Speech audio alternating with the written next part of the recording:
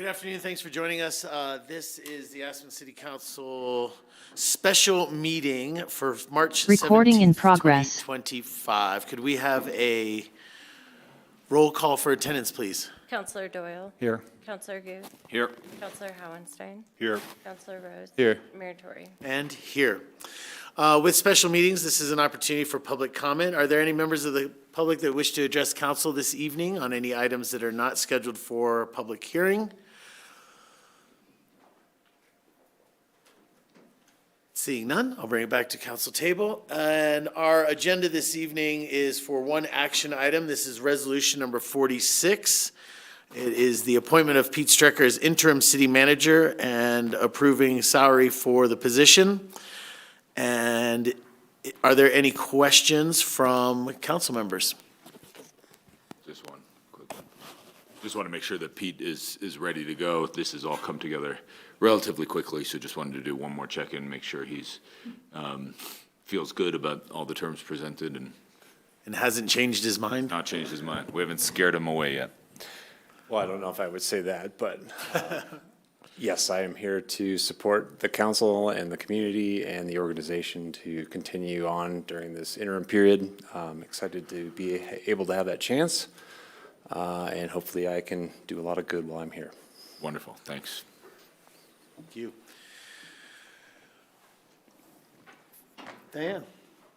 Mr. Mayor, I just wanted to say thank you to the mayor and council for your understanding that I am all in. I love my job. I will be supporting Pete 100%, but I'm not interested in the role of city manager. However, I am fully committed to the organization, so I thank you for your understanding and support. Thank you. Thank you, Diane. Thank you, Diane. I would like to make a motion for resolution number 46. Second. We have a motion and a second. Is there any further discussion? Just to say thank you, and I look forward to this adventure. You know, I won't be sitting here, but I'm going to be paying close attention. Could we have a roll call vote for resolution number 46, please? Councilor Doyle. Yes. Councilor Guth. Yes. Councilor Hauenstein. Yes. Councilor Rose. Yes. Mayor Tory. Yes. Thank you very much. Thanks, Pete.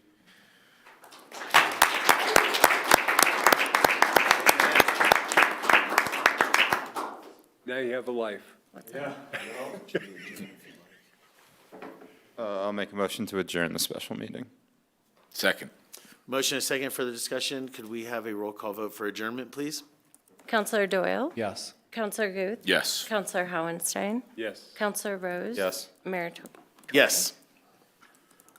Thank you. Fastest meeting we've ever had. Thank you.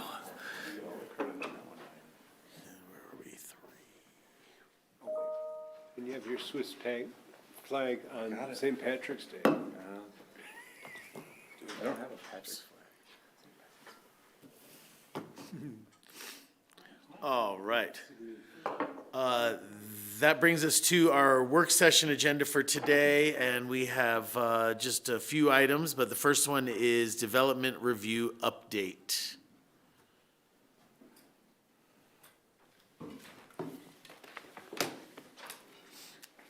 Recording in progress.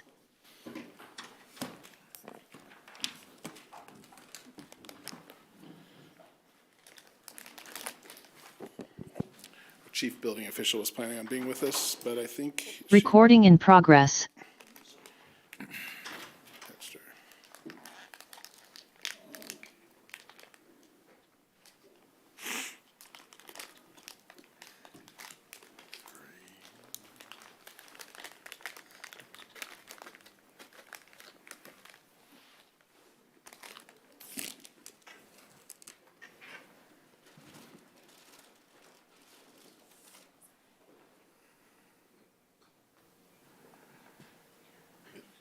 Is it up?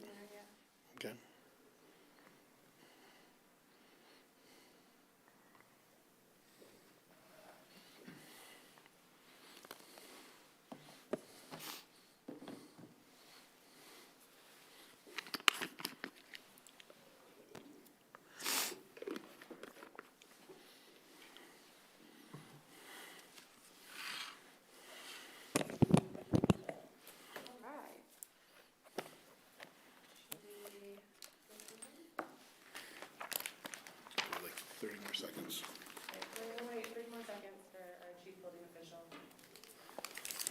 All righty.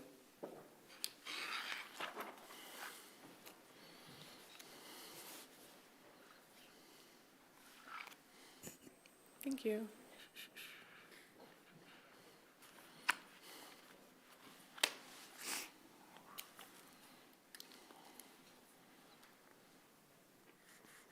I've spoken with a few of you. I'm Sydney Fallon, the Development Services Supervisor.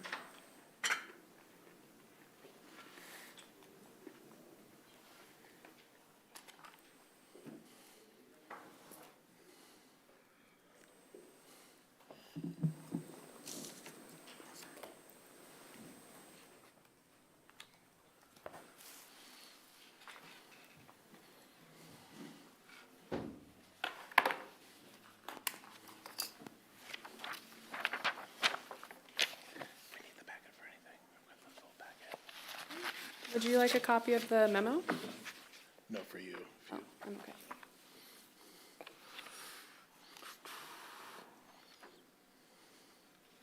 Okay, let's get started.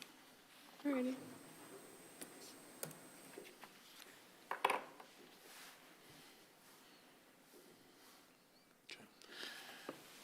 Good afternoon, Mayor and Council. Ben Anderson, Community Development Director.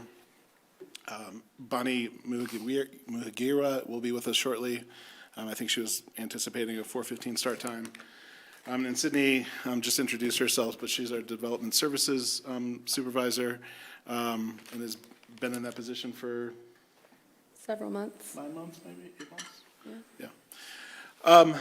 This work session today, I think, is kind of a follow-up to a memo that we sent to council, an info-only memo that we sent to council roughly a year ago, kind of updating some of the thinking and work that we were doing in community development across our review agencies with the city on the topic of development review, particularly in terms of permits.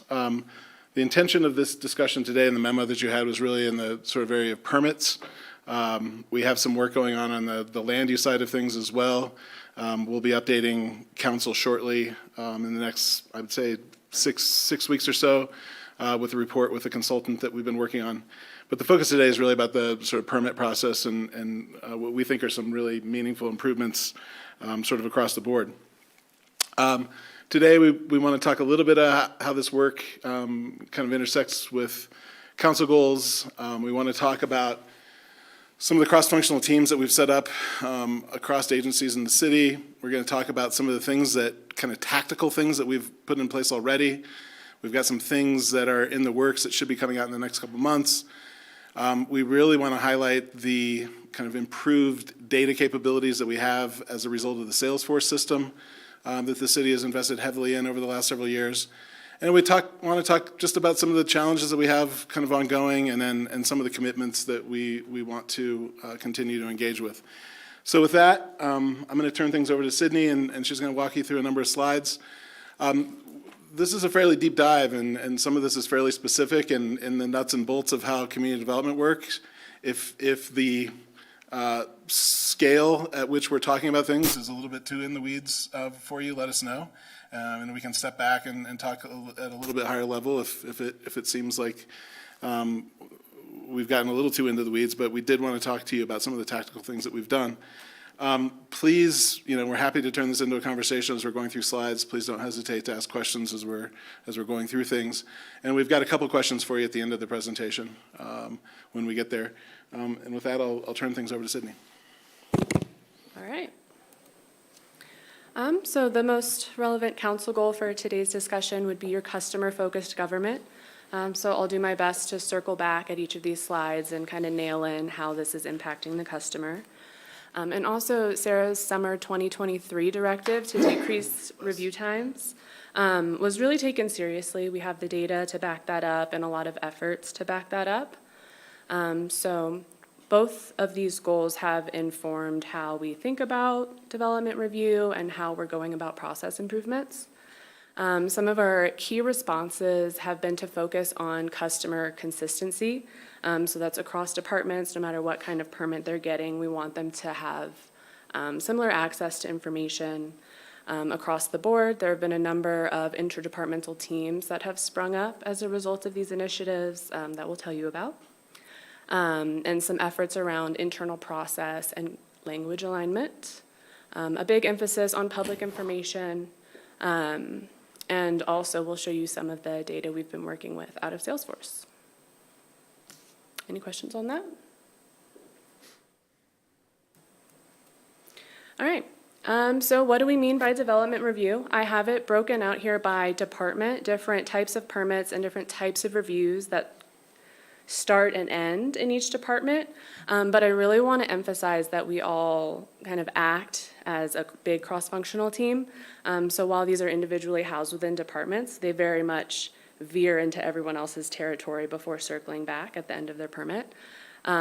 So this is just for context. Fire and sanitation are non-city review agencies, but the rest of these reviews and permit types are all city. Any questions? I do have one. Firstly, Sydney, Bonnie, and Ben, thank you.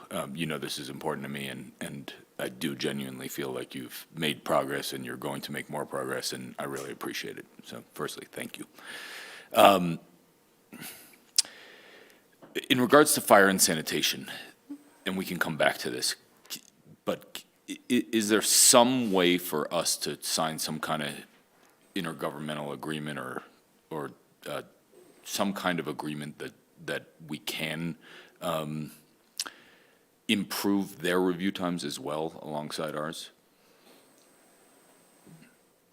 My sense is, in the relationship with the fire department, and Sydney can probably, and Bonnie can certainly speak to the, maybe more specifically than I, but I do think that on the relationship with our fire department, our building department does a lot of groundwork on fire codes in support of what the fire marshal and their kind of development review are ultimately going to be looking at. And so there's a fair amount of coordination, but I think the larger question is a good one. And I think particularly for the sanitary district, that's not a bad idea. Thanks.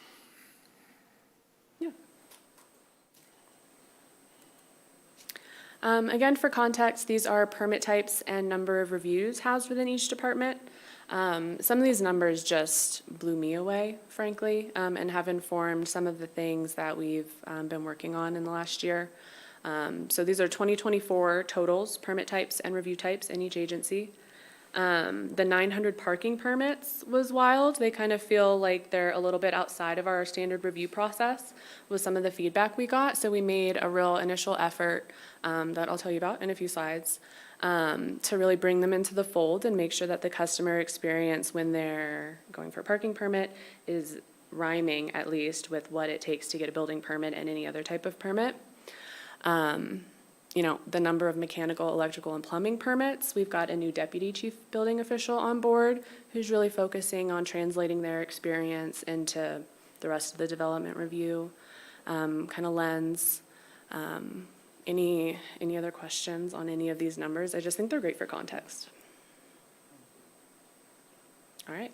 I will say that one of the things that I think Salesforce is allowing us to do is be much more differentiated in how we think about these things and track what's happening in each of these kind of permit types. In our prior system, and I would even say early on in the days of Salesforce where we didn't really have the kind of reporting functionality that we have now, we can go pretty granularly into what's going on in fence permits and sign permits and review timelines for some of those things that are not quite as significant as the major sort of building permits or the major change orders that I think get a lot of attention. And so I will say that a lot of this data is, and Sydney will kind of show some other examples of this, but we're just getting to the point where we can have data that's at a level of granularity that allows us to really understand kind of from a managerial perspective what's happening within each different review type. Again, these are just some numbers in a table, but getting at these numbers in a reliable and consistent way is a huge advancement coming out of the Salesforce program. Just to speak to that granularity a little bit, I can see like on a building permit, how long each of these review types are taking, like how many milestones they're taking. I'm not going to show you those because we're presenting United Front, but they have definitely informed my our process improvement plan in terms of priority and what we tackle first. We can consistently see if certain areas are taking longer than others or requiring re-review consistently, and working to add those into our processes. All right? So on these numbers, these are individual permitting and permits, but do some of them fold together, like? Oh, totally. Right? Like there's a parking permit, but it goes along with one of the building permits kind of thing. Okay. Parking permits, tree permits, the mechanical, electrical, plumbing, there are a number of these permit types that can either hang off of a master permit or exist on their own. Thank you. Yeah. Any other questions? All right. To get talking about some of these interdepartmental groups that have sprung forth. Development Services first, that's my new team. Thank you for approving that last year. I started as building support, so specifically bringing building permits through the review process, supporting the building team's queue maintenance, and initially just reporting to Bonnie. And so all of the reports you've seen and a lot of these conversations were kind of born in that place with a very specific building permit lens. And now we're a team of 3. So I lead the team. We still move building permits through the system in the development services team. And we also have an analyst in engineering to really embrace that cross-functional mentality. And she helps fleshing out communications and workshopping, making sure that like a change in one team isn't gonna ripple effect, cause issues with another team. Talking permits. This group has been together the longest. It's a bi-weekly meeting of permit reviewers across all agencies. It's totally virtual unless we're doing our quarterly in-person meeting for like team morale and face-to-face communications and things like that. But we talk construction updates, any hot permits, if there are any timelines coming up that I need someone to be aware of, any process changes, things like that. So all of our permit reviewers across agencies, it's typically very well attended. There's some representative from most agencies involved, including sanitation, a little spotty, but every, it's been a win. It's been a conscious effort to bring people into the fold through talking permits. Our permit advisory group, when Sarah first told us to reduce review round 1 times stat, this permit advisory group formed. It was mostly managers across permitting departments. It's since mostly disbanded. I can call them back as needed, but they really were the brainstorm team behind a lot of these initial permit process improvement efforts, and kind of left. Our last meeting was, ta-da, we have development services. So that was kind of the baton pass there. And then we have our code alignment group. This one is facilitated by our sustainability manager, Tessa.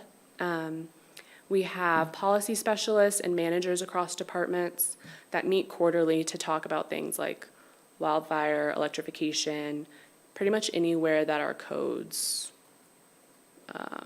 collide. Questions on these? I will say of these, and I think Sydney did a good job of describing the development services team.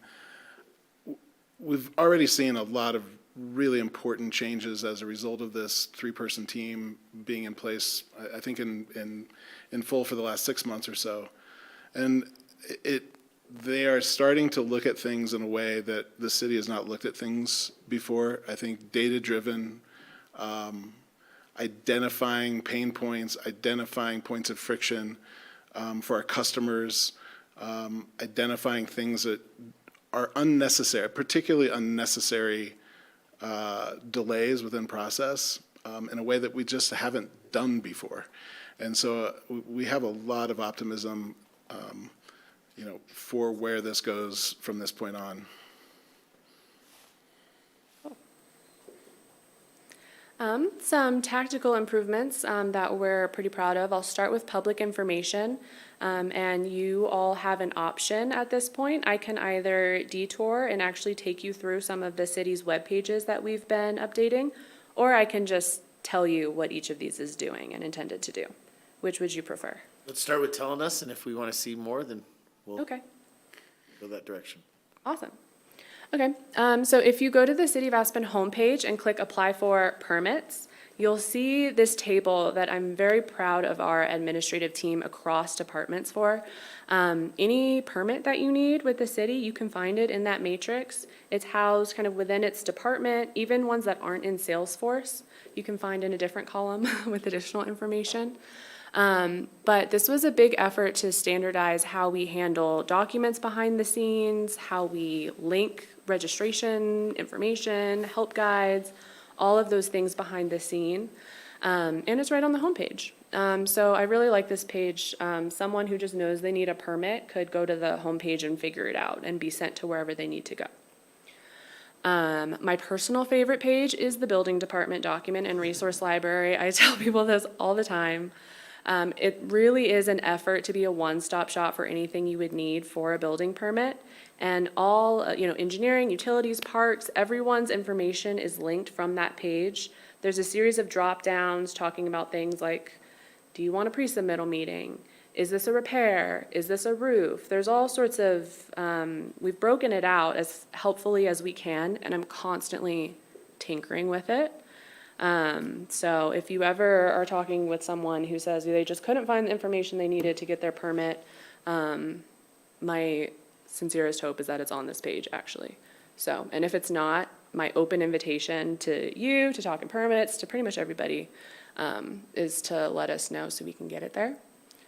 The timelines page, Sarah told me some months ago that it was too confusing and therefore not believable, so it's been reorganized, hopefully in a sequential order that makes sense and lets people know that there is an intake period, there is a permit review period, there is a re-review period, etc.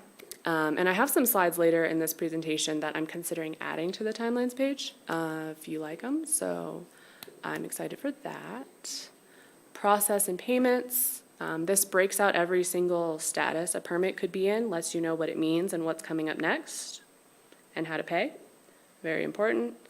Permit portal support and help guides. This is where you find things like how to register, how to add a contact to your permit, how to see what status your reviews are in.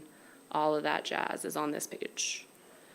And again, just to speak to the internal standardization effort, each department has an internet admin team or person, and there was a really great effort to just kind of across the board get on the same page about how we're dealing with document updates, layouts, things like that, that I think has made our site overall way more navigable. Any pages you want to see in particular? No, I mean, I pulled it up while you were just talking about it, so I'm seeing kind of everything that you're talking about. Cool. One, the first thing that I happened to click on your home permits collaboration, the matrix you were describing for banners, that link doesn't work, just for banners. Oh, banners aren't in Salesforce yet. Okay, well, I'll add that. These are the banners on Main Street. Yeah. I just randomly clicked one thing and that one didn't work, so. It's in the category that's permits not in Salesforce. That's good. That's where it belongs. Events, banners, events, park and field reservations, residential parking permit, photo and film, security alarm, short-term rentals. It's in a bit of flux, that one. We're hoping to get it into Salesforce soon, actually, so don't click it anytime soon, but Well, the link should take us somewhere, It if should. there's gonna be a link there, so, it should. thanks. Any other broken links, please send them my way, unfortunately. That is my domain. All right, Okay. you sure? I mean, just to be clear, what Bill is talking about is the fact that you click on it and it just says that it can't be found, it can't be reached, and maybe it could. Is it that little ski picture? Nothing at all? Yeah, it just says it can't be reached, so maybe there's a, I'll investigate. I'm not picking on you, just, maybe it just goes somewhere that says that this is not loaded in Salesforce Yeah. and how to get to a banner permit, maybe. Anyway, Yeah, I'll flag it. thank you. Some other tactical improvements. These ones are especially customer facing. No more separate water permit. Once upon a time, if you were touching a faucet on any permit, you would have to apply for a totally separate permit in addition to the building permit, repair permit, or plumbing permit that you were already applying for. We've since integrated the reviews, fees, and inspections into whatever master permit someone was already applying for, so we're really proud of that one. A big interconnected effort between CommDev and utilities and engineering and our strategy and innovation office on that one, just to get it all working right. Small and templated CMPs, those are construction management plans. Anything under 2,000 square feet would be a small or a medium templated construction management plan, and we just automatically approve those at intake. So they don't have to wait in a review queue for that specific review. So sorry. For like fenestration affidavits, 2 of you have had some recent experience with these. Over-the-counter permits was one of the permit advisory group's big ideas. Are there scopes of work that we can get out of our own way on and put the upfront responsibility on the applicant in return for a faster and easier permit process? So if someone is swapping out their window, door, skylight, like for like, instead of going into the zoning and building queue, they just complete these permit packets and we send it straight to final review. No queues necessary, and then they can pay their fees and kind of be on with it. So that one's exciting and has set the template for 2 upcoming projects that I'll tell you about in a couple slides.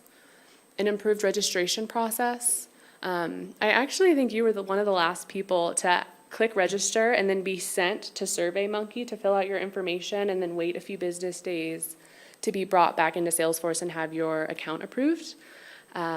Since that point, all that happens within Salesforce. You click register, it's a template, and it goes straight into a queue in Salesforce for someone to just approve, confirm there are no duplicates, and then just approve from there. So we like that.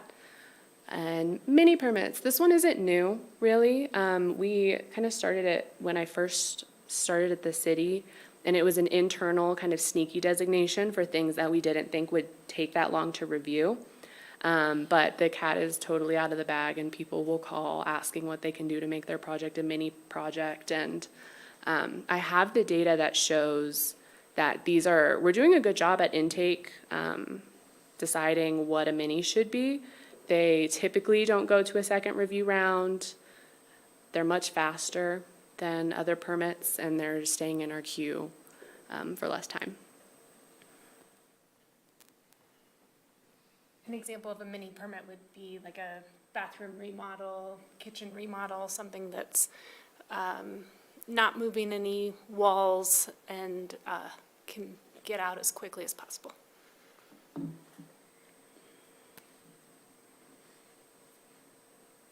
Questions? All right. Question on like for like.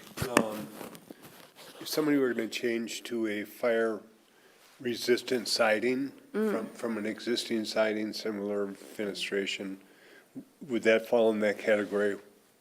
No, siding's its own thing. Like you mentioned, there are some fire requirements. There are potential planning implications, but noted.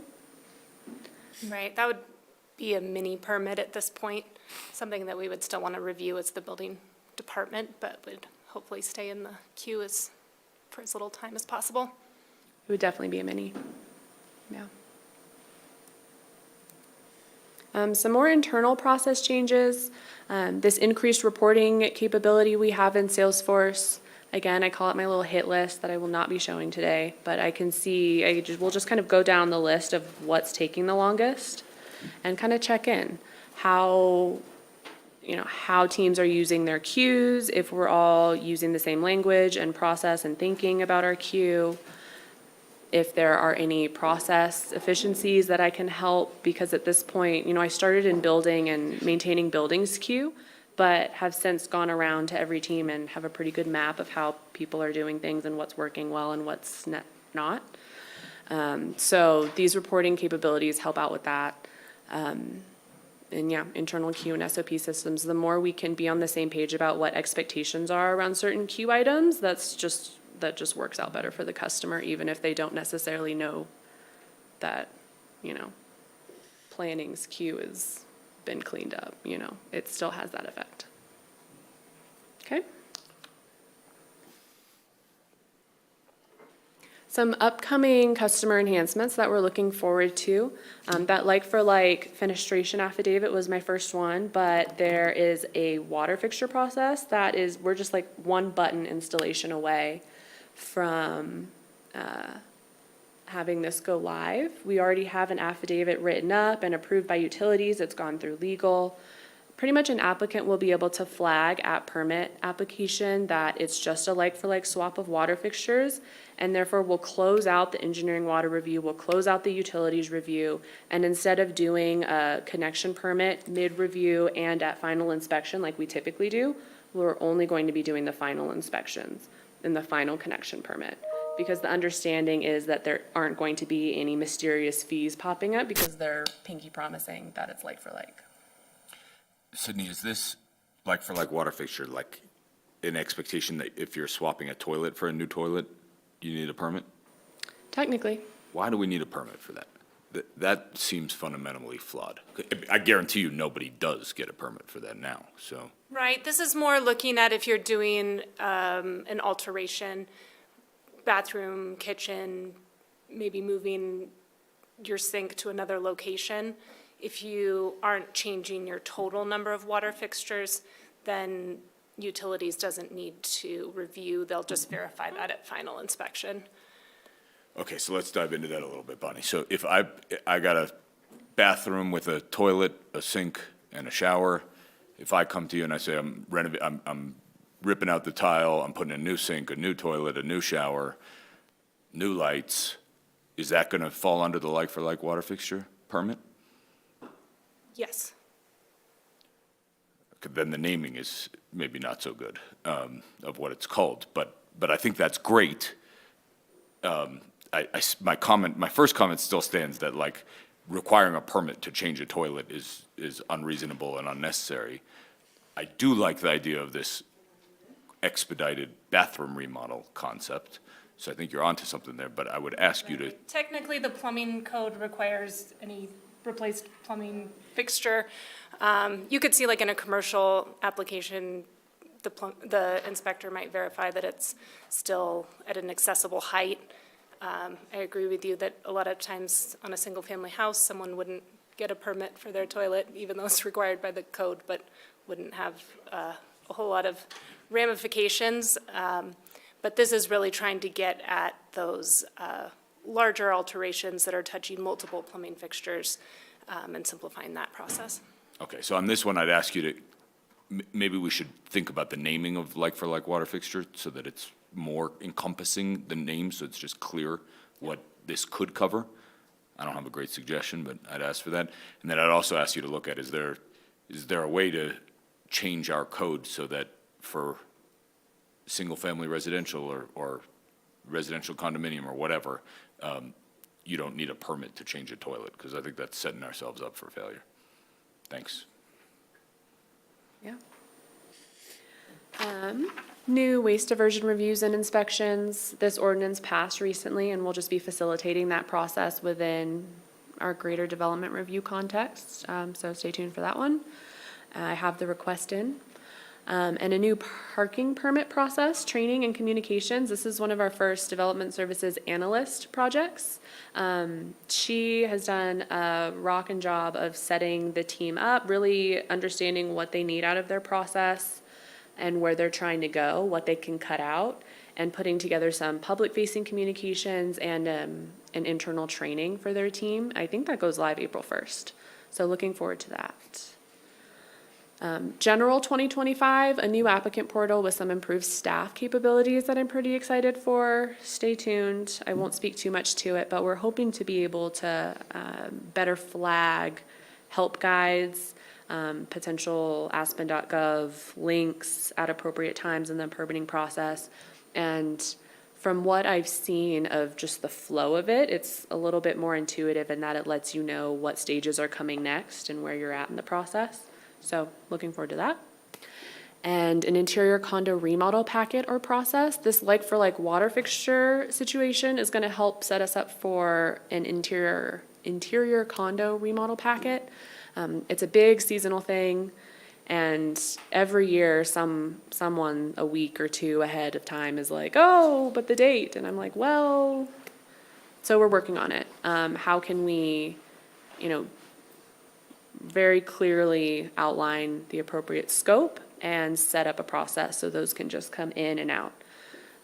For utilities, it is the water fixture counts. For building, it's the wall assemblies between units. And I have teammates in both teams working on it, so stay tuned. Alrighty. Some internal enhancements that are already in progress. This live timeline flagging process is pretty much just me and talking permits, letting people know that they're the last reviewer on a certain permit, and no one wants to be the last, so that's been kind of effective. Internal records cleanup and closeouts. This is helpful just for the integrity of our data. If we're all closing things out the same way, I won't bore you about, our storage, but, if we can all use the same statuses to mean the same thing, even after they've been issued, expired, whatever, it's helpful. Land use case building permit process integration. Anyone who's done both can kind of speak to the fact that they could rhyme a little bit better considering one flows into the next. We've got a new planning director who will be starting soon. We have a new zoning administrator who's been awesome, and she's been part of permit review for so long that she's really helping to bridge the gap. It's just a good time for us to be looking at how those could be synced up a little bit better.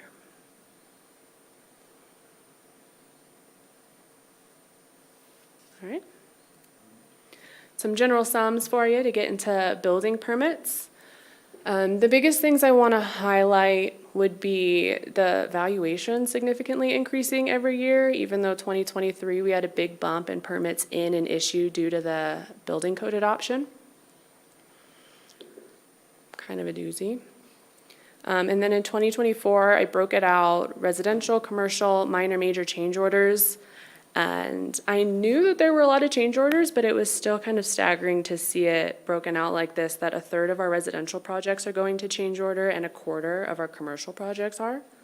So as, and that ranges from, just a structural clarification that an inspector asked for in the field to like a complete mind change and total redesign.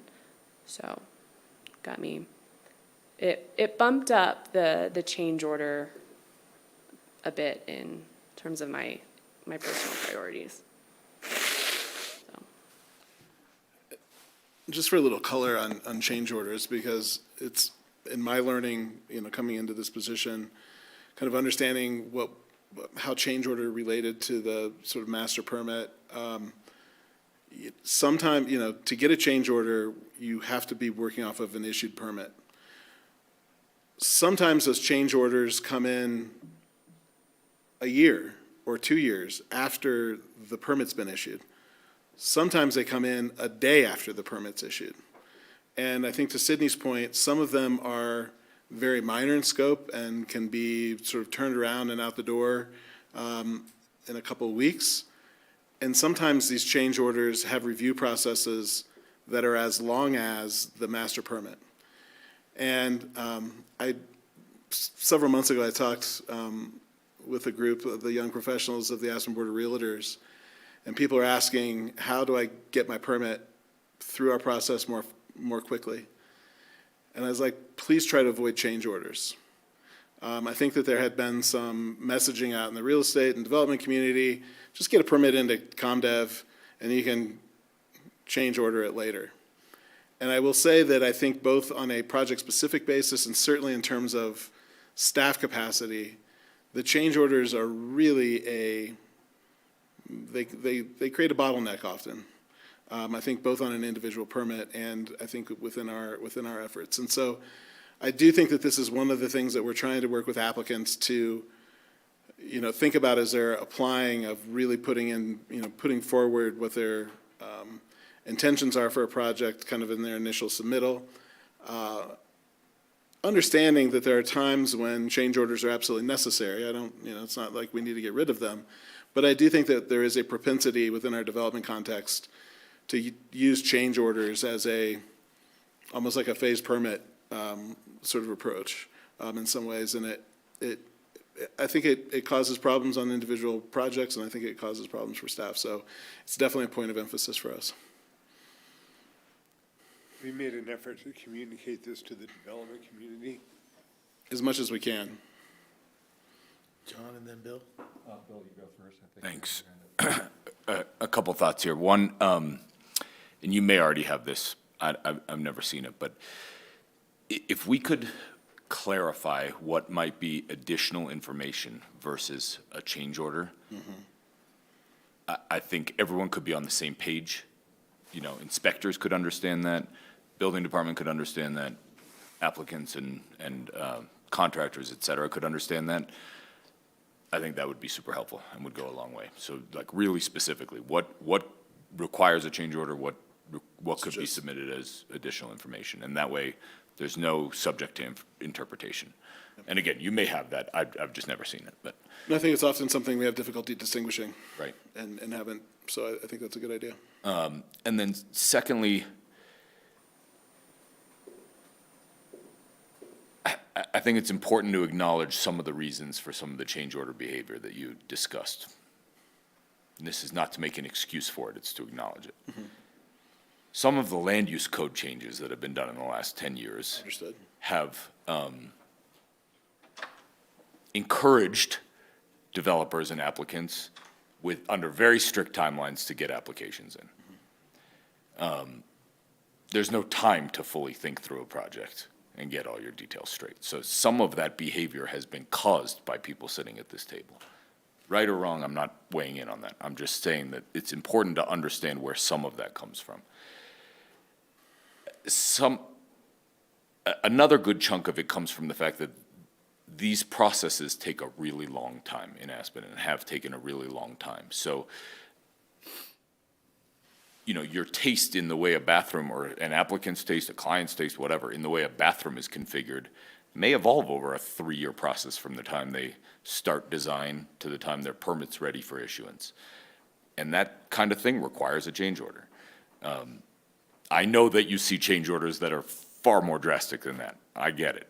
But I think it's important to understand where some of those things come from, and we don't have I don't think we have a really good process to sort of distinguish from or expedite sort of relatively minor things versus relatively major things. Maybe you do, but I think it was just worth mentioning, just to play devil's advocate, where some of this stuff comes from and why some of it happens.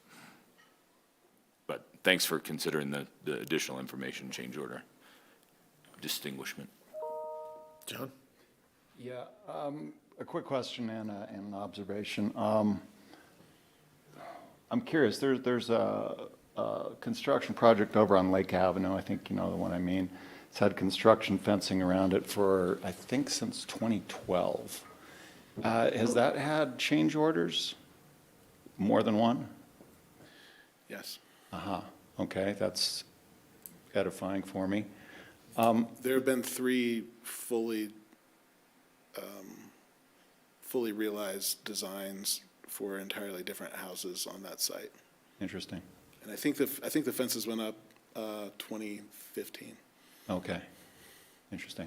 10 years. Yeah, it's still a lengthy amount of time. Nobody wants to be a neighbor to a project that's had fencing up for that long. And then another thing I wanted to share was I was riding in the gondola this weekend, and I was in the singles line. So I was listening to a conversation between 4 people, and they were talking about the building permit process and how long it took and how tedious it was and how ridiculous everything seemed. And this went on for most of the gondola ride, and close to the top, I said, excuse me, sorry I've been eavesdropping, but are you talking about the building department here in Aspen? No, we're talking about East Hampton, New York. So my point is, it's not endemic just to Aspen and Pitkin County. The permitting process is onerous in other places as well, and I'm just happy that we're taking steps to make it less onerous. Thanks. Thanks, John. Well, that little twist was a relief, personally. I was like, oh no, what's the address? And then just to speak to additional info for a second, that is one of our queue designators internally. They still have to submit a change order, and then it's like that mini designation. We have the ability to designate it as additional info, which means just 1 or 2 review agencies are gonna review it. It'll fly through the queue a lot faster.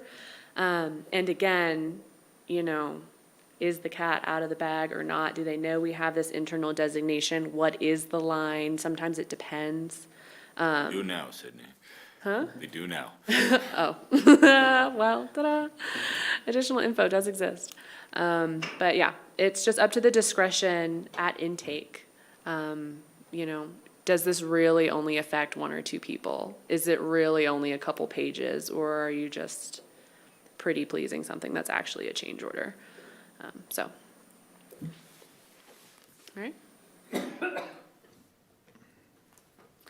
All right, these next 2 slides are the ones that I think I might put on the timelines page, because they're so, they've been well received internally. We'll see what you think.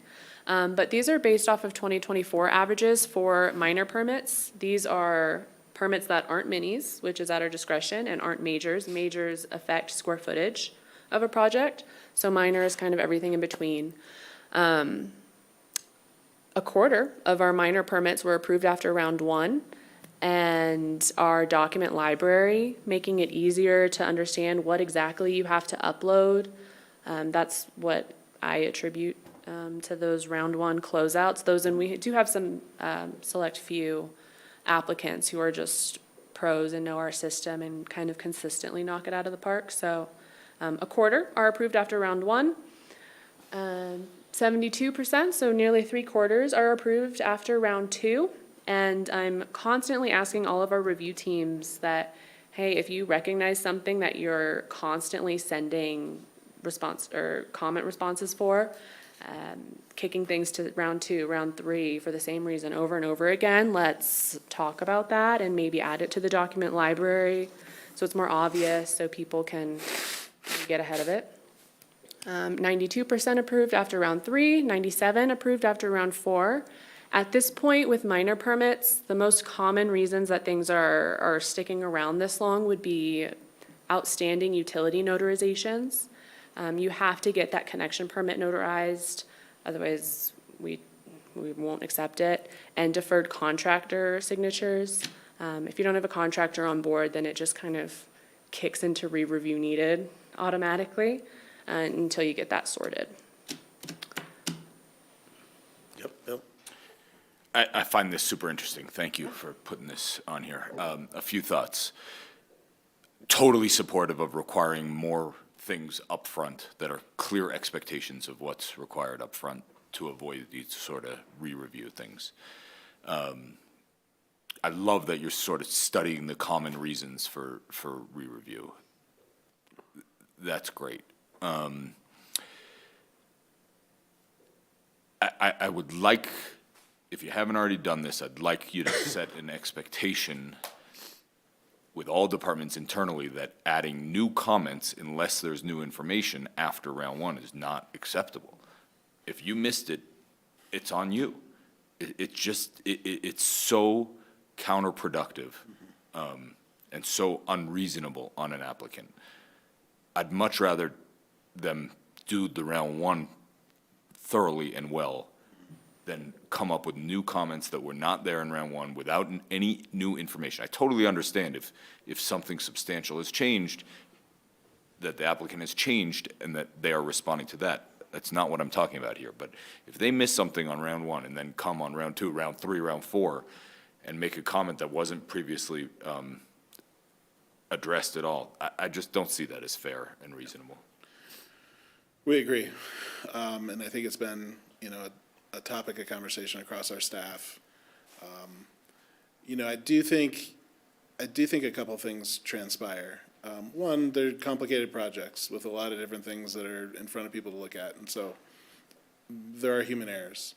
And I think the stuff that we, kind of in a recognition of that, I think when we get to round 2 and we find something and make comment on it and ask for a correction to the sort of the permit materials, it's really around life safety. It's really around, or at least we try to, around things like accessibility and those kinds of things that are kind of, bright lines within the code. I think sometimes, I think on zoning stuff, we're trying to be much more diligent in round 1 to identify those things. I will say it's particularly concerning to me, sort of as a manager to the planning and zoning group, when there are sort of basic zoning things that aren't caught in that first round that then translate into a need for a fully new floor area calculation or something sort of in a later round of review. That's pretty frustrating to me, those kinds of things. We've had a lot of conversation with sort of amongst our team. And so again, I'm not saying we have the problem solved, but it's definitely been identified as an issue that we're trying to work with our staff on, because I am fully in agreement that that's a very frustrating thing for applicants. Thanks. Something that Development Services is encouraging through talk and permits or in one-on-one meetings is like, well, how's your checklist? And then, we kind of get into conversations about the state of their review checklists and things like that. So it is an active conversation. Thanks for flagging it. I have the same thing for majors. You ready? This would probably not surprise anyone in the room. None are approved after round 1, but these are major permits, things that are affecting square footage. There were actually 2 that were closed out after round 1 in 2024, but they were clones, so they don't count. But alas, 17% after round 2, and kind of a similar story with majors and minors on this, in that we really go out of our way to make the document library your checklist. It's linked to the energy codes page. It's linked to our policies. It's linked to all the information that we hope an applicant would need to really be set up for success on this. And then for second and third round delays, for major projects, these are still pretty valid back and forth, a lot of clarifications between reviewers and applicants. Once we get past round 4 for majors, that's when we're getting into, again, the utility notarizations, but things like having to extinguish the TDRs and, mitigate for their affordable housing requirements, and a lot of mid-review designs, and having to pause to revisit land use cases, HP, things like that. So again, constantly tinkering, constantly trying to make sure that these common pitfalls are accounted for and people are aware of them up front. At the bottom, you'll see that I did not include anything from the 400 East Cooper block, Lift 1, Aspen Club, anything with a CBO extension on it, or things that just had egregiously long land use revisits. But I'm sure you've heard those stories, so. So I think all of my comments from the minors apply here. I would really love to see these sort of percentages inverted, so 80% after round 2 versus 80% after round 4, where I'd really love to see this in a year or 2. One small suggestion, which you may already have in place, but I did this recently in the county TDR program. In order to apply for a permit that required TDRs, you had to provide photocopies of the TDR certificates at application. So in the county, which I don't think is like totally unreasonable, to demonstrate that you do have access to them and can get them before you apply for something that is predicated on having them. Given that city TDRs are even less numerous than county TDRs, I really don't think that's unreasonable. And if that's something that helps you I know it's probably not in a ton of cases, but if that's something that helps you, I'd be supportive of that. It'd definitely improve our milestones. So you don't have to own them yet, but you have to show basically which ones you're working on getting, or that you have a path to getting them. Yeah, I think one of the other things on the kind of round 3 and round 4 for these larger permits that do have mitigation requirements, you know, I know it's been a frustrating thing for council to have to navigate the request for fee in lieu. You know, oftentimes that's happening sort of post round 2, where we've got pretty good zoning comments finalized. And, you know, folks are sort of identifying what their mitigation requirements are at that point. And we've generally been pretty successful on the affordable housing certificates / fee in lieu to try to get those, you know, within the kind of time, you know, through the process that's required with council, kind of on the time, you know, on these kind of timelines, so that hopefully, in spite of the, you know, the challenges we're having in the credits program right now, that isn't really holding up the basic timelines for this, the round 3, round 4, when projects are getting to that point. But it's certainly not ideal and an extra step. But those are the kinds of things that are really the primary topics of discussion in round 3 and 4, typically. You know, from my experience, I would say, I can only speak from my experience, I would say that the goal is to get through this in as few rounds of review as possible. So the more comments that are provided in round 1, and the more thorough those comments are, and the more clear the instructions are, the more likely we as applicants are to be able to satisfy you in round 2. So I'd really encourage this round 1 to be, the intention for round 1 to be, the applicant's going to get me everything I need to be able to approve this permit in round 2. That should really be the mindset. And I think if that's the mindset and the instructions are that clear, then we'll have success with it. I agree. In a majority of cases, not 100%. But. We're in agreement with that.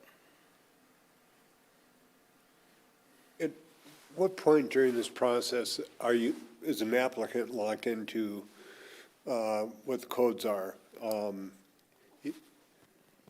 don't know how I can.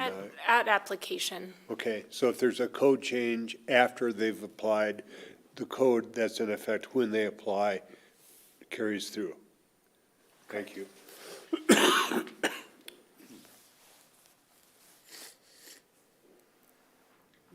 And that's kind of responsible for why we sometimes get a rush when we're adopting a new code iteration.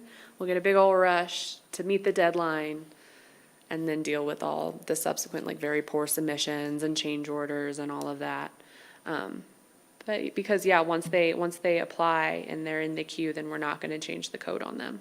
Okay, so in a comment Bill made about how land use codes that were made at this table delay the process, that wouldn't necessarily be true if somebody applied the land use code in effect at the beginning of the process, carries through all the way through the process. I think it's both on the land use code side and on the building code side. Both of those things, I think, impact when people might be applying for a permit. You know, I think going back to the 2022 moratorium work, you know, there were folks that came in, well, for permits ahead of that, because whether it was they didn't, you know, there was uncertainty around what were there going to be any changes to dimensional standards as a result of that land use, those land use code changes?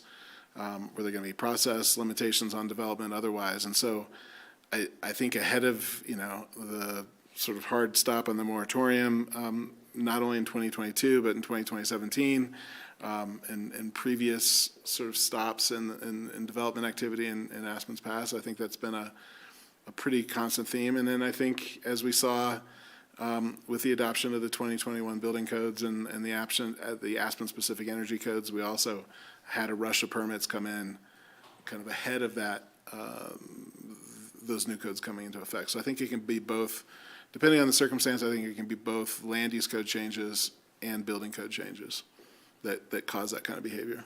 So, Bill, mentions that the round one is where those changes should be, people should be well aware of what they are, so it doesn't get to round 3 or 4 when they go, oh, there was a change and now it's gonna delay the process. So round one is where all of that stuff should be. So Bill says that round 2 should be the target for approval. Yeah, we agree. I mean, I think all of us, all of our reviewers, I mean, anytime we're going to another round, it's a fair amount of work, not only for CommDev staff, but for engineering staff. I mean, everybody who was on that list earlier in the slide, I mean, every time we're going to another round, they have a touch point on that permit.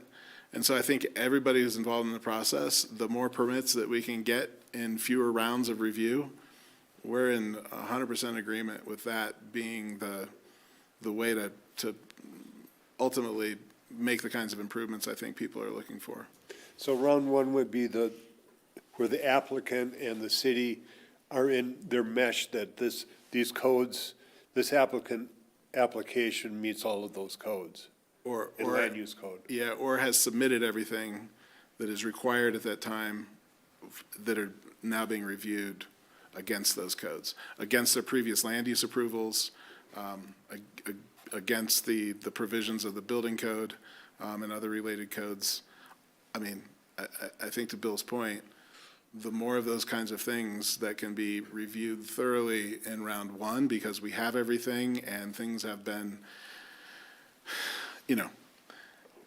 we didn't bring any, but if council has interest, I could send you some. I mean, the zoning sheets that are required for a building permit, and when I say a zoning sheet, they're, floor area calculations, they're intersection of the site with their setbacks and those kinds of things. Their subgrade calculations. I think that we exempt our subgrade floor area, and so the calculation of that, they're incredibly complicated, and our architects who work regularly in Aspen, they know how to do that. They know what they need to submit. They know how it needs to be formatted. They know, but when we're working with an out-of-town architect, those are the kinds of things that are taking an immense amount of time in round one to sort of review and make comment about really complicated submissions in their zoning sheets and their architectural sheets, that we've got everything that we need to,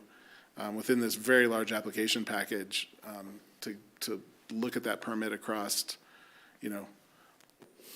standards that relate to CommDev, standards that relate to engineering, standards that relate to parks and utilities. Though that should be happening comprehensively in round one to the degree as much as possible. Yeah, full agreement with that. All right.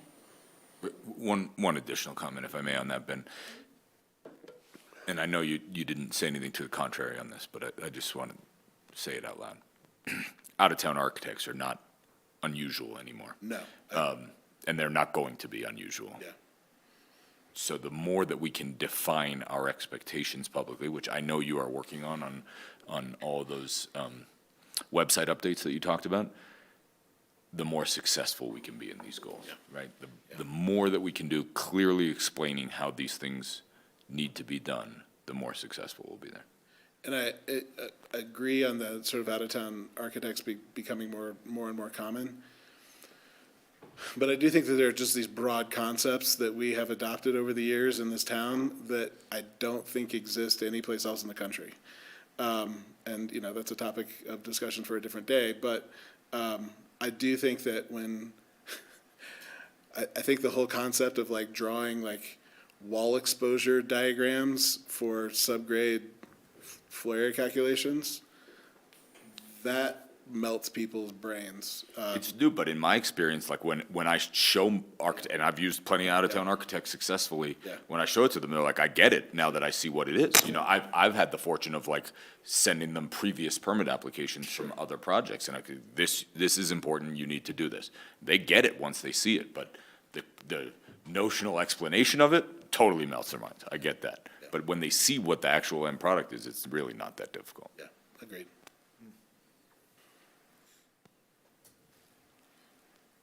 Thanks. Some more data for you. These are minor and major projects. Just to review round one. Quarter 1 and Quarter 3 from the last 3 years.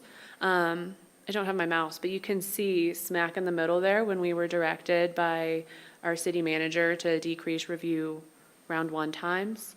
Those have lowered, those have stayed lowered. We had some really major historic renovations in Quarter 1, so that is why that box is so big. But just to, for Box and Whiskers, anyone who hasn't played with a Box and Whisker in a minute, the full range of, the quickest permit and the longest permit, those are the Whiskers. The box is the middle 50% of permits that exited the queue in review round 1 in that quarter. And then the trend line going across is averages. So we've brought them down. We've maintained an average that is below when we were asked to reduce review 1 round times. Sydney, it's been more than a minute since I've played with Box and Whispers, because I have never played with Box and Whispers. I had to Thank you for explaining them. I had to resuscitate my stats. I was like, oh gosh. I think it's this kind of data reporting, while it's relatively complicated, once you understand what the lines are doing and what the boxes are doing, I do think it's a good representation to kind of show the variability from permits. I think the more that we can have sort of in a compact sort of range in that box, the better, because it means that most of our permits are happening sort of more consistently within a kind of a more predictable time period. But I do think, I think it's a good representation of both some of the successes and challenges that we continue to have and some of the, the limitations of the kind of data inputs that we get. But I do think that in total, this is a nice way of explaining sort of averages and kind of where the bulk of permits are landing in terms of how long they're taking to get through process.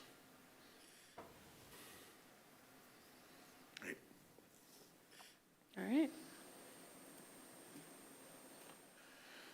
So I thought I'd give Sydney a little bit of break on talking here, and we've just got a couple more slides. Ongoing challenges that I think as we talk about this topic, I think staff is pretty regularly thinking about and trying to figure out how do we sort of navigate this more effectively. But kind of the volume and complexity of our permits, I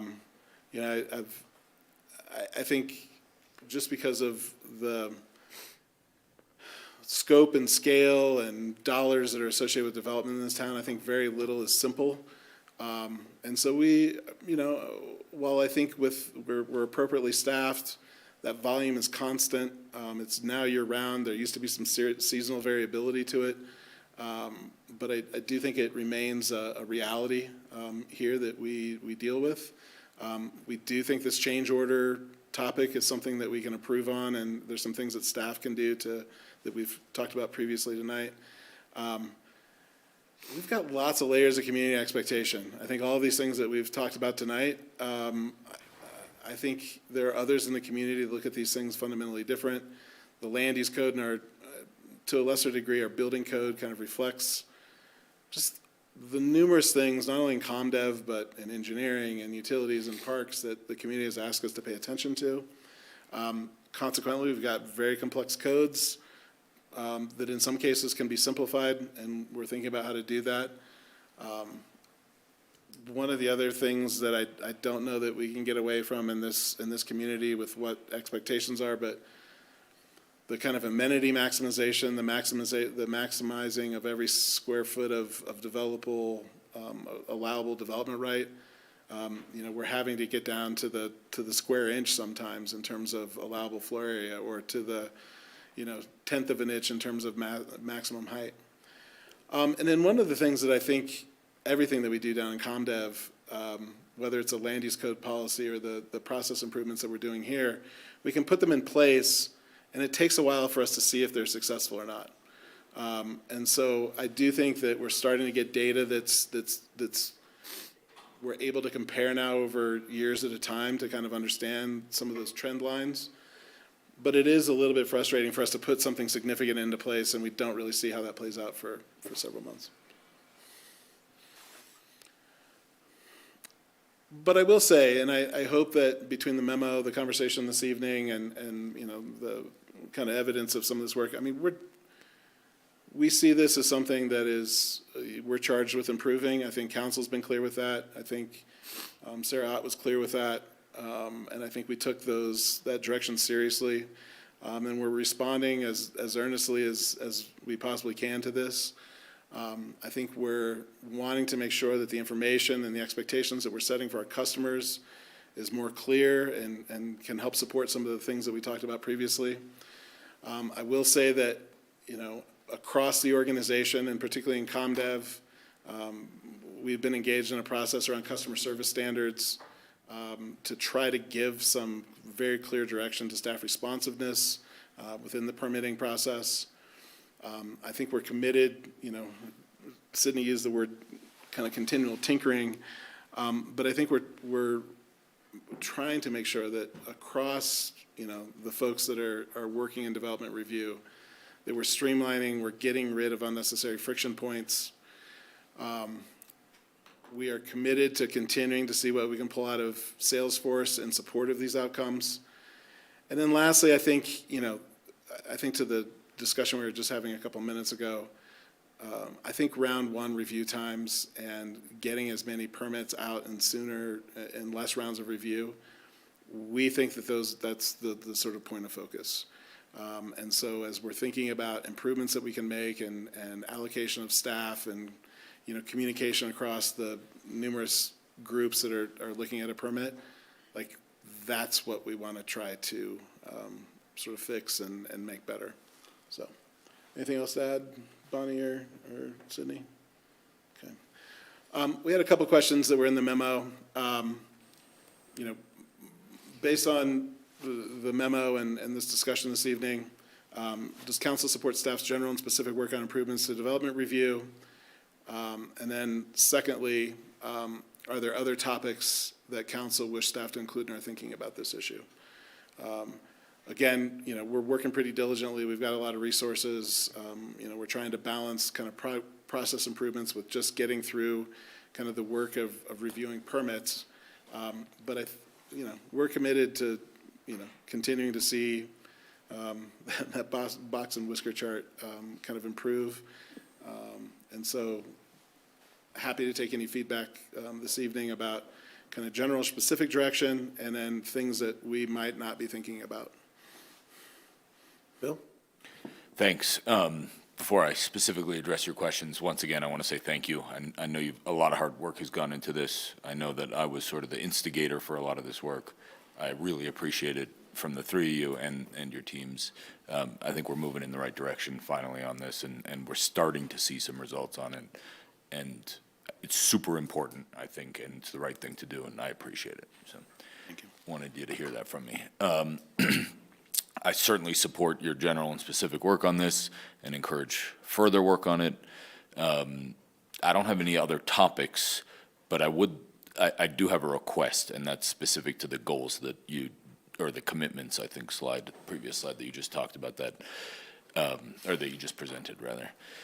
And that is, as a follow-up to this, I would really love to see specific goals with specific target dates that we're trying to accomplish. And I don't expect you to be able to speak to those tonight, but I would really like for you to set aspirational goals with specific timeframes, and let's see how we do in the next 12 months or 24 months, whatever that timeline might be. But for clarity around that, do you agree with the kind of round one reviews being an important metric and number of permits that are both in minor and major that are kind of number of rounds of review and sort of reducing that? Is that timeline for those reviews to be accomplished and percentage of permits issued after those respective review rounds? Okay. I think those are really good okay? metrics. Thank you. Thank you. John? Yes to the first question. I support staff's general and specific work going forward, and I think you're working on enough for me to bring up other topics. You've got your hands full with what we've already given you, and I'd like to echo what Bill said. I'm really pleased with the way this is moving forward. One thing in the memo did stand out to me, though, that nearly every project is designed to the absolute maximum of development right. That really made me stop and think, because it's what we've all been noticing around town. Is it seems like when I first got to town, people were designing homes that fit their families, and it wasn't more. There was less of a focus on the return on investment that there is now, and I think that's a shame. But I'm glad that it's been recognized. Maximum amount of development right. Thanks for your work. Thanks. Ward? Yeah, Bill, you know, you were a mover on this, so it was really important to you, and a question for you. It's 2 years that you're on council. I suspect that going into this, that you expected a faster pace of change. Are you comfortable with the depth of the effort that's been made, the results to this point, 2 years in? Thanks for the question, Ward. I feel better about it after tonight than I was feeling about it prior to reading this memo. I'm not a patient person, so. I noticed that. At least I acknowledge some things about myself at this point in my life. So I would always like for things to move quicker, and obviously in government, things do not move quickly. But I am pleased to see where we're at, and I'm pleased to hear the things that I heard tonight, and I think we're moving in the right direction. Yeah, I agree with you. And one of the challenges that I heard from ComDev is that the length of time it takes between doing something and being able to see the effects of it. And then on the heels of that are your desires to have goals and specific dates is complicated by how long it takes to analyze if what they're doing is making a meaningful and well thought out and giving us the results that we're expecting. So I said this a bunch of times 8 years ago when I got on council, that as I age, time accelerates, and I got on council, and now time stands still. So just to try to be patient, keep moving along, but try to be patient and let their analysis yield the results that we're looking for.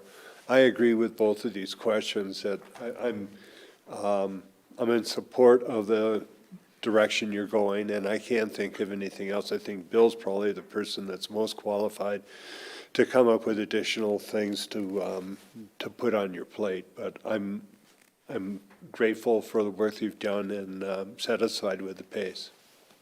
Thanks, Ward. Sam?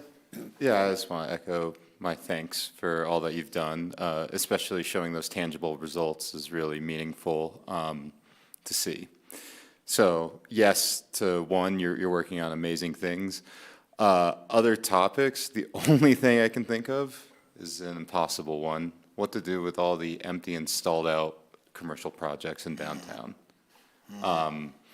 I feel like when I first got on council, it was like one of those campaign ones. And I came in here like looking to get something done, and I found out here's why not, here's why not, here's why not. It's still worth mentioning, and it's still an issue, and I'd be remiss not to bring it up, but something like the Buckhorn Arms building or something like that as just one example of many as to, it's an ugly stain on this town. 404 Park, ugly stain. I know we could name a developer or whatnot, but that's not even the point in my mind. It's just, is there anything ever that we can do to help in these situations? I don't know if it's even appropriate to say, well, if that building was, knocked down and it was an empty lot, feels like it might be better than an ugly building sitting there, just decaying, and there's many other ones to be named. So if there's anything you ever come up with regarding these things, and Bill has a comment on it, that's the only thing I can think of other than the work that you already are doing to make the permit process better that I think of for ComDev. Yeah. I think in terms of formally, and, I don't want to be a negative ninny. But I do think like some of the formal things we can do are difficult, and I don't know if the community's sort of ready for some of the things that we would need to do in response to some of those dynamics. I will say, the two properties that you mentioned, I had conversations today on those two properties, and I'm doing things informally to try to sort of move those things forward, but I do think the intersection of vesting, both common law and statutory, and, the sort of basic concept of private property rights. I don't understand how you sort of let valuable property just kind of sit sort of there, but it's making sense on somebody's level. And so we continue to try to think creatively about that and work informally to get things moving, but it's the dynamics on some of these properties are a real challenge. Sorry, one more thing Yeah. to respond to that. Thank you, Yeah. understood. Please continue to do what you can, and I just would be remiss to once again to say that, like, it's the one thing I hear from constituents and the one thing that frustrates me because it's not a good answer to say to someone, it's so out of my control when we're the City of Aspen government, city council, elected officials, and I need to bring it up every time I talk about it just so I can hear why not, because it kills me to be like, oh, that's a great problem, too bad I can't do anything about it. I don't like giving you the answer that I just gave you. Yeah, I figured, but I need to bring it up, so there you go, sorry. I want to mention one further thing on your second question, and then I'll first talk specifically about the conversation that you and Sam were just having. Number one, Ben, I'd like to hear some of those ideas that you're talking about that you're not sure the community is ready for, whatever they are. I want to hear about them. I want us to be able to have the opportunity to decide whether we're ready for them or not. That's our prerogative. So I would like to hear about those and hear about what the trade-offs might be and what the risks might be and what the challenges might be. But I do genuinely want to hear about them. Whether I end up liking them or not, I want to hear about them. Number two on that, I think that there are, and you and I have discussed this one-on-one, I think that there are some real incentive structures we could put in place that might work to accelerate some of those projects. And whether that's changing the formula by which affordable housing credits are awarded for development in a time-limited fashion, perhaps, to really get this done quickly, or some other ideas that we've sort of batted around. The sticks aren't working, particularly in our current situation. So what carrots can we put forth that might work? So I guess when you are ready to present those ideas that you alluded to, let's really think about some carrots, some big, meaningful carrots, because I do think that there's a lot in the community that are supportive of getting these projects over with. And if it takes us doing something special, or, I hate to look at it as like rewarding what has happened, because it's a sunk cost. What's happened has happened. If we need to do something to get us to our end goal, I think it's worth considering. And then specific to your second question, sorry, I didn't mention this the first time, and you did talk about this during your presentation, so I know it's on your radar, but I want to put it out there. All this good work that's happening on the building permit side also needs analysis on the land use side. And I'm not sure how much others understand how different these processes are, even though they're intertwined. The sort of work that needs to be done to improve these two processes are drastically different. So I just want to mention, and I know you are working on it, that I want to see work on the land use side as well, with a similar goal. Just a very quick update on that. The consultant that we've been working with over the last probably 14 months, Baseline Engineering, their Front Range engineering firm that's got a planning function.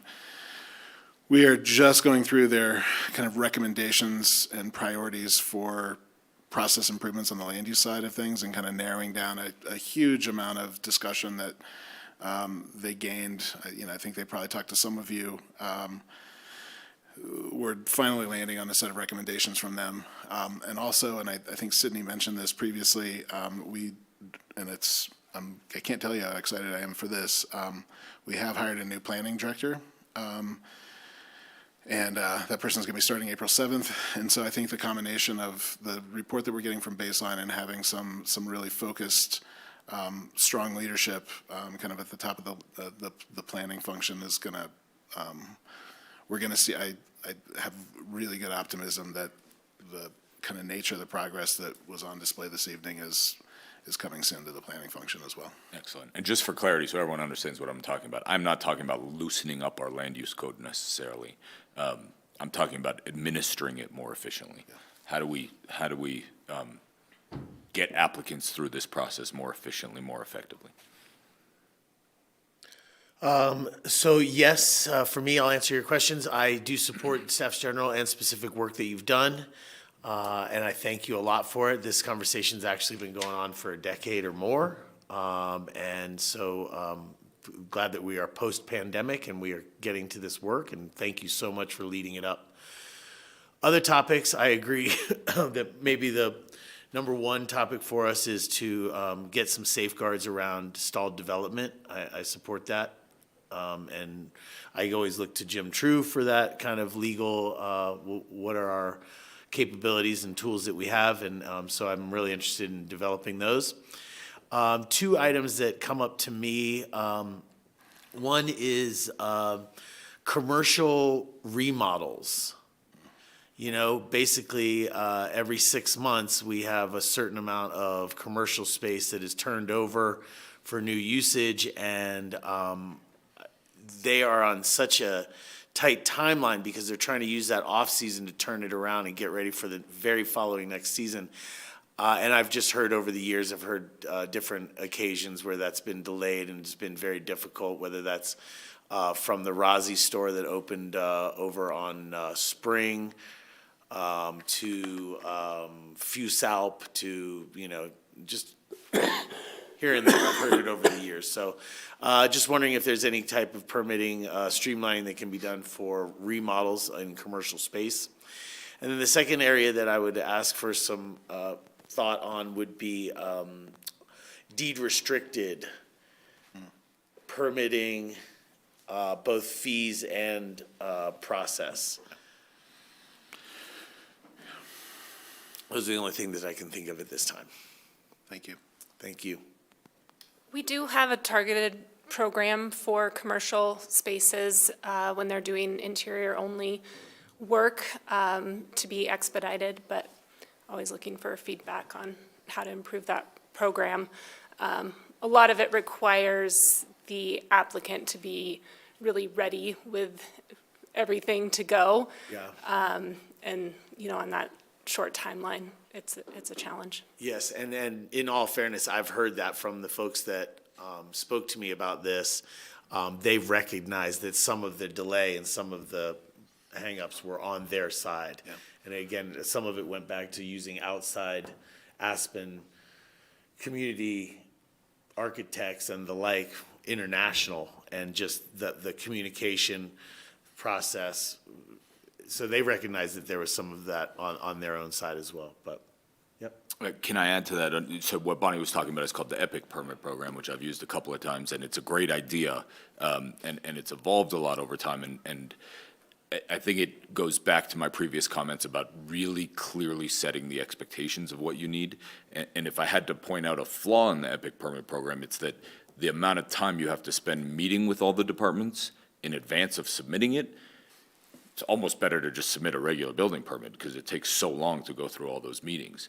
But if we were able to really clearly outline exactly what you needed and avoid the need for all those meetings in advance, I think that the EPIC program could be really great and could be really successful. I know there's outlying information and outlying circumstances, and you can't capture 100% here. I'm not unrealistic, but you know, in my experience, all those meetings took just as long as the review did, if not longer, and it was like, this is definitely not a 3 to 4 week permit process. This is a 3 to 4 month permit process because all these meetings and preparation and stuff you have to do. So, again, if it's the more sort of checklists and preparation guides and stuff that we can issue for these specific circumstances, I think the more successful we can be. And then lastly, I will say that, you know, I have had a number of positive feedback and input from folks that have been through the permitting process recently, myself included, for my window replacement that is not going to happen at this point. But the permitting side of it was great. My provider did not do such a great job.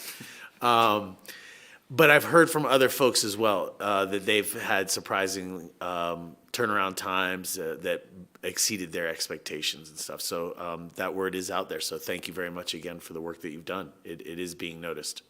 Thank you. I would have given you my old door. Yeah. I don't even want to go into it, man. It's unbelievable. Any other questions or comments for the team?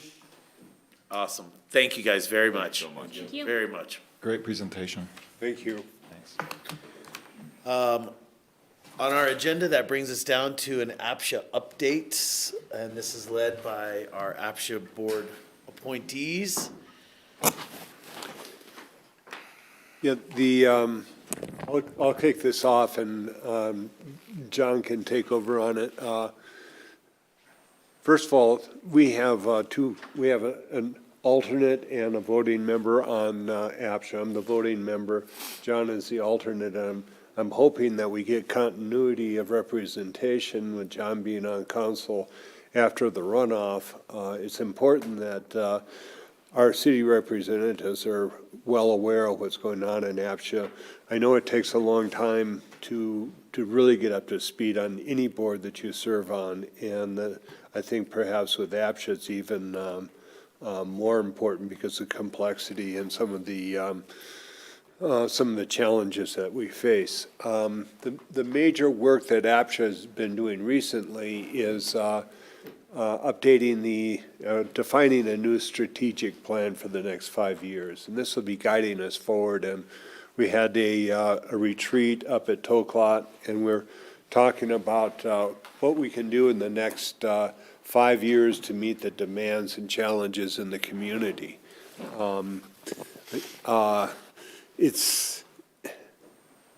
I think, as in most boards, it's important to be, if you're an alternate, that you show up at every meeting and are fully engaged. And John has certainly done that with the boards that he's been on and with APCHA. The challenges we face are what APCHA is looking at setting as their number one goal is compliance, 100% compliance, and how to get there. And the challenges we face in the community is people want us to be 100% compliant, but when people are out of compliance and they have to vacate or change, whether it's the size of a rental unit or they're not in compliance for any number of reasons, then all of a sudden APCHA gets labeled as a eviction authority instead of a housing authority. But at our retreat for setting the goals for the next strategic plan for the next 5 years, that was the number one thing, is that 100% compliance is what we're looking for. And with that, there are going to be complaints about you're being too strict, or, you know, I've been living in this place for 15 years and my son moved out and now I have to get a roommate or go to a smaller place. But we have a lot of money, a lot of taxpayer dollars that are invested in subsidized workforce housing, and to not to enforce that, I think does a disservice to the taxpayers. The first thing we did is we revisited what our mission is, and what we've come up as a draft plan is that APCHA supports affordable and durable workforce housing for a sustainable and prosperous community. And the vision is APCHA is dedicated to cultivating a dynamic, vibrant mountain community by implementing forward-thinking policies. And those policies and the stresses and demands on the community change. One of the things that I think we found is that people have their life situations change, and that the rental and the ownership programs, the policies need to change to meet those situations. So that's a challenge for, and a goal for the next 5 years, is try to find the most compatible way to make rentals and ownership policies support the lifestyles that people have. John, do you want to run through what the goals were and strategies? Yes, I do. I'm reading from my notes and from the strategic plan, but so we met at the retreat up at Toklot, and we set a goal of creating up to 5 goals and up to 3 strategies per goal. And as Ward mentioned, ownership units and rental units have different needs, and they're too different to be in a single plan. Also, the needs of different generations are too diverse for a single plan. So what we came up with for values were quality service, efficiency, effectiveness, and innovation. I could go into greater detail, but I don't want to make this too long. And then what we ended up with for our actual goals were, and as Ward pointed out, that's the tightrope that Aspen, APCHA is on, is we are supposed to be compassionate about compliance, and yet we're supposed to be strict about compliance, and it's tough to be both. So our goals, number 1 is compliance. APCHA administers optimized affordable housing regulations and solutions for those that are qualified. Strategy A is to continue to apply regulations to ensure all those residing in APCHA housing meet eligibility requirements. And strategy B, design and implement an APCHA pre-qualification training program by 2026. That's next year. Goal 2 is quality. APCHA stewards a safe, durable housing inventory and provides excellent customer service. Strategy A, friendly, accessible, and transparent customer service. Strategy B, effective, efficient, and user-friendly systems and processes throughout the customer journey.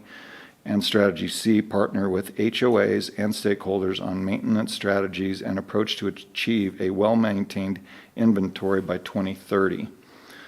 Third goal is community. APCHA is cognizant of the evolving needs of the program and strives to meet those needs. Strategy A, evaluate and update eligibility income requirements and categorization by 2030. Strategy B, assess APCHA housing needs, gaps, and assets to inform policy reform by 2030. And strategy C, provide options to optimize right sizing of housing inventory by 2028. Our fourth goal was leadership. APCHA board and staff were aligned with and guided by community priorities and organizational values. Strategy A, actively support and advance proactive and regionally responsive housing policies. Strategy B, board and staff provide clear, consistent, and transparent communication to strengthen and maintain public trust. And C, consistent and proactive community outreach and engagement to foster collaborative relationships. It was really a productive retreat, I would say. And I'm pleased with all the changes that have happened at APCHA and over the last 2 years that I've served on that board. And I would also say over the last weekend, I've been knocking on doors, campaigning, focusing on employee housing, and I've got to say, our housing stock is amazing. We have some really nice units all over Aspen in many different neighborhoods, and I'm amazed at the high quality of our housing. So it's been a pleasure to serve on APCHA for the last 2 years, and I hope I'm elected again so that I can continue to serve on APCHA. Thank you.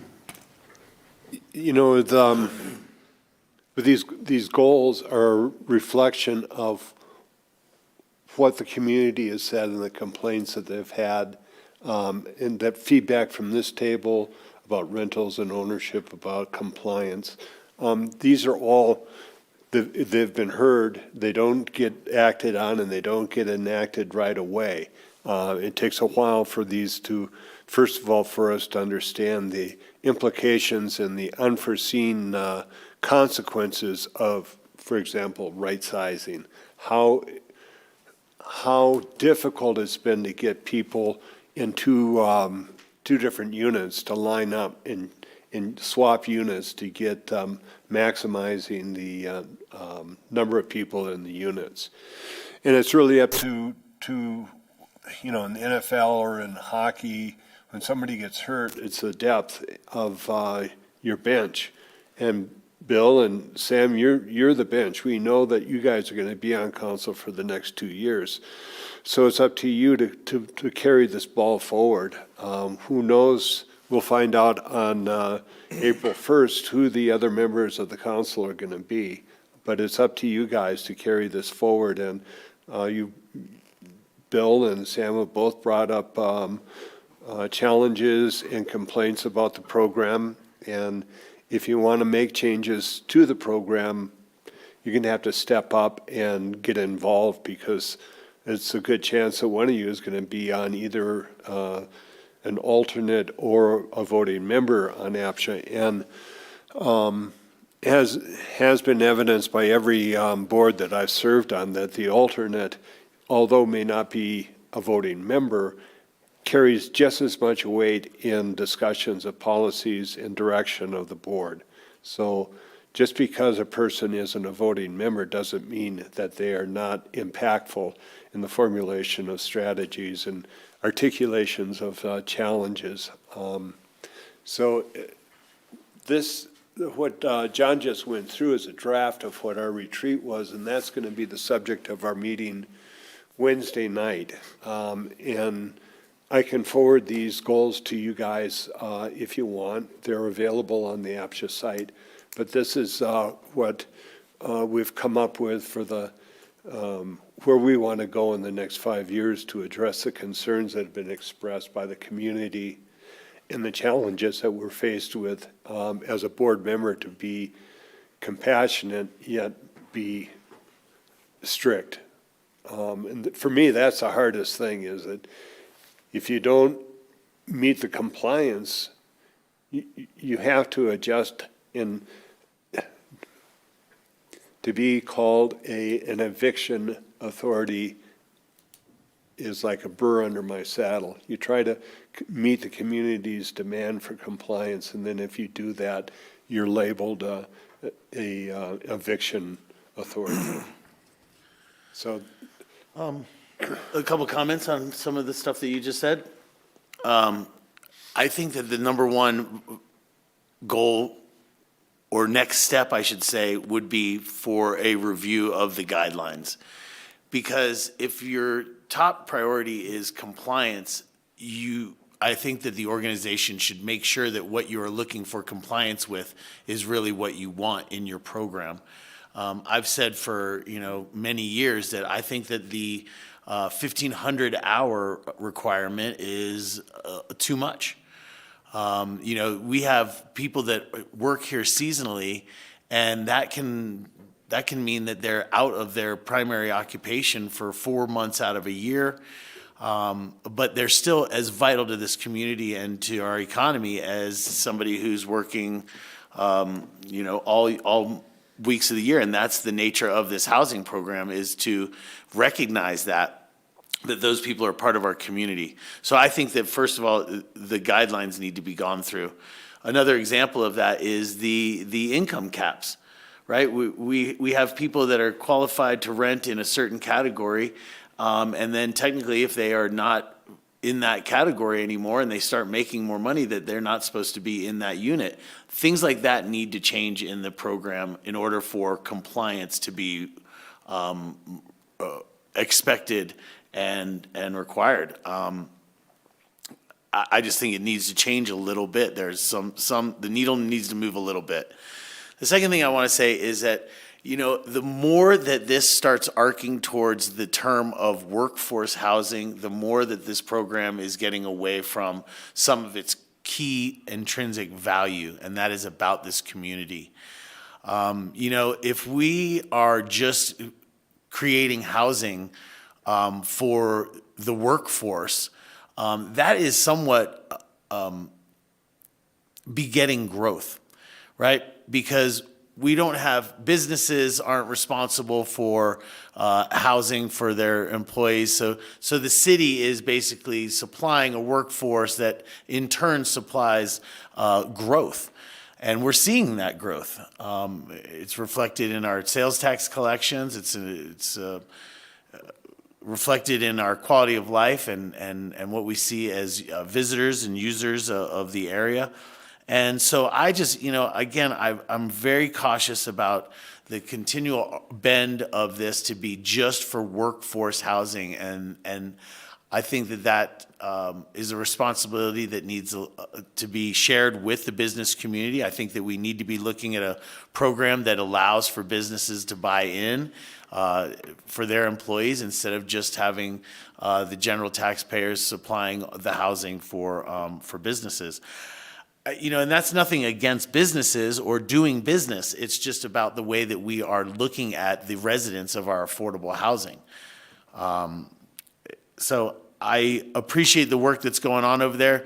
I would say from this seat, I see the most important things are some of those changes for tenancy, this income caps changing, categories, and figuring out a way to make that work better for our community.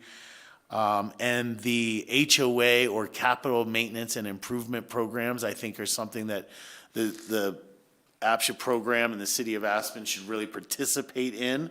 Because of the deed restrictions, the maintenance and upkeep of our units can be a challenge for the residents. And I truly believe that we are a partner. Because we put a deed restriction on these units, the city is a partner in these properties, and I think that the city should be looking at ways to continue with capital maintenance and improvement. Thank you guys for your service over the last couple of years. I appreciate you being there. It's you've moved the ball forward with APCHA over the last couple of years in a positive direction, so I appreciate the work that you guys have done. And I want to give a shout out to Matthew Gillen and Liz Axberg, who are in the audience tonight. They've done some amazing work with APCHA over the time I've been there, so thank you. And Tori, we have, to address some of your concerns about the number of hours, 1,400, 1,500, we've had those discussions at the APCHA board level, and the board has supported the 1,500 hours. It's been specifically brought up that it's a concern of yours. I'll state something else about community versus workforce housing. Everybody that is in deed restricted APCHA housing has a work requirement, and I think we get community through the family. No. Yes. There are people that are in the affordable housing program that are not subject to the work requirement. Who?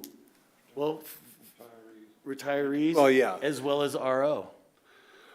Well, So, and I'm just making the point I'm making, Tori, is that we get community because of the families of the people that work to support this community. And I understand you don't agree with this, and that's fine. But we've been looking at bylaw changes ongoing, and we've been looking at ways to work with this whole idea that if you get an increase in pay, that you work yourself out of a place. We've been trying to figure out ways if we can make units flexible so that you can stay in a unit and the category changes for the unit instead of it sticks with the person, and then making another unit available. But one of the challenges with that is that, and that's part of the goal of as people's lives change, trying to find a way to do that. But you have a lot of different property managers that are controlling the rent of these different projects. And if you say, well, this person that's in this category 2 needs to move up to a 3 or 4 and pay a 3 or 4 rent, but to be able to stay in the same unit, then you have to they're getting, the income to the property manager changes. So there are complexities to all of these things, and we're cognizant of that and trying to change it. Nothing comes easily, and the deeper you get into it, the more you realize that you push in the balloon here and it bulges out somewhere else. I don't mean to get defensive, but I do want to say that we've been working on these things, and I've brought up at the council table about how can we make repairs and maintenance more affordable. The extreme would be to have a department we're looking at ways, and any ideas that can be productive would be looked at. And yeah, Bill. My first question is, what's the purpose of this work session? Are you interested in something specific, some input from us? I'm quite confused here. All I've heard so far is a stump speech by John for his campaign. I'm lost. It's not it's just factual. I don't understand what the specific purpose of this is, and it would have been super helpful to have these goals that I don't disagree with in advance so that I could give you thoughtful feedback on them, but I just genuinely do not understand what we're doing right now. The title of the presentation was APCHA Update. I think that's what we gave, was an APCHA update. Starting about 2 years ago, because we had so much going on with housing, that we brought Ward and John to lead up to make sure that this council is on top of the issues and gives them input, because they are supposed to take board direction back to the APCHA board. So these are, we do these 4 times a year, quarterly, and they are just simply so that this council can work in unison with our representatives and try to get some of the thoughts that come up here over to APCHA and get the information from APCHA from these guys. Well, I appreciate that explanation very much, except no one solicited my input on anything. We are now.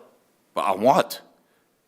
You just read the whole, you read what the strategic plan is for the next 5 years. How do you want to influence I've made my that? point. This is not an efficient use of time. I would have really appreciated an opportunity to prepare for this conversation with these materials that you read aloud tonight in advance.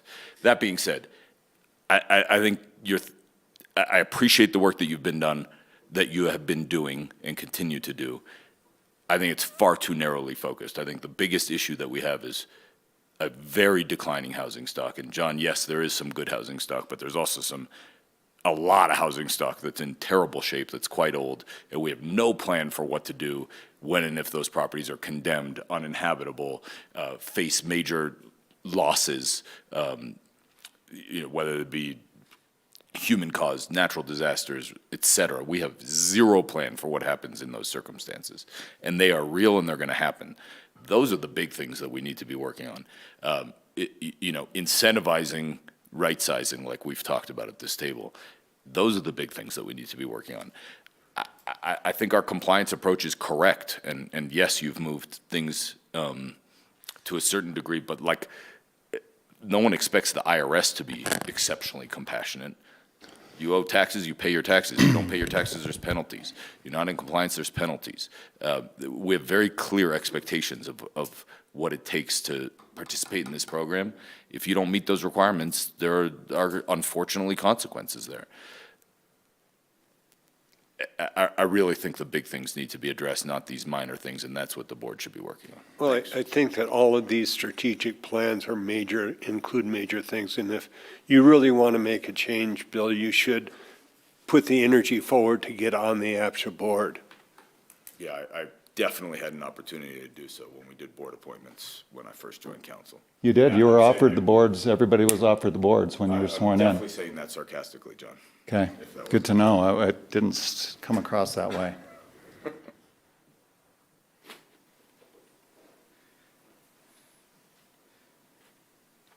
Well, wasn't that special? I think it's very telling. Anything else? Any other APCHA updates? Thanks. That'll be our work session for this evening. Thank you so much for joining us. We do not have a meeting tomorrow, but we are back next week. Thank you, as always, to Grassroots.